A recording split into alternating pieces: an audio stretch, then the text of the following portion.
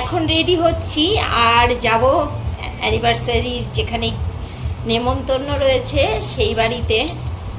দুপুরেই রয়েছে অনুষ্ঠান, আর ওখান থেকে এসে তারপরে যাব একটু স্মার্ট বাজারে। আজকে প্রোগ্রাম অনেক কিছুই রয়েছে, চলো তোমরাও আমার সাথে। যদি সুযোগ সুবিধা পাই তাহলে তোমাদের সাথে কিছু শেয়ার করব ওখানে কি করছি না করছি। আর যা রোদ্দুর আর যা গরম, এর মধ্যে আর শাড়ি টাড়ি আমার আর পরতে ইচ্ছে করলো না। ভেবেছিলাম শাড়ি পরবো, কিন্তু এখন আর ইচ্ছে করছে না যে শাড়িটা আমি আবার পরি। এই একটা রোদের মধ্যে লাইট কালারের একটা চুড়িদার, এটাই ঠিক আছে। আর বাড়ির একদম পাশে চেনা মানুষের পইতে লাগে না, এটা তোমরা সবাই জানো, সবাই চেনে পিঙ্কিকে। চুলটা এখনও ভেজা, শ্যাম্পু করেছে, এখনও চুলটা শুকায়নি। গিফটের জন্য আমি এই শাড়িটা নিয়েছি, ও খুবই ফর্সা, আমার মনে হয় এই শাড়িটা ওকে খুবই ভালো লাগবে পরলে।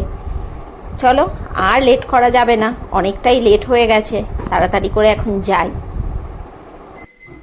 চলে এলাম এই বাড়িতে, আর দেখো কি সুন্দর লাগছে দুজনাকে, একদম মেড ফর ইচ আদার।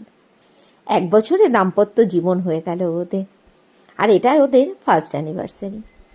আর যে উপলক্ষে আসা আর কি, অবশ্যই খাওয়া দাওয়া, এটাই তো মেন উপলক্ষ। সময় নষ্ট না করে চলে এলাম খাওয়ার জায়গাতে।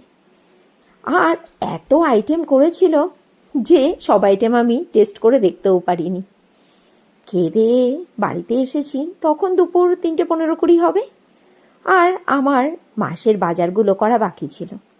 ভাবলাম দুপুরবেলা আর ঘুমাবো না, একটু স্মার্ট বাজারের থেকে জিনিসপত্রগুলো সব কিনে নিই।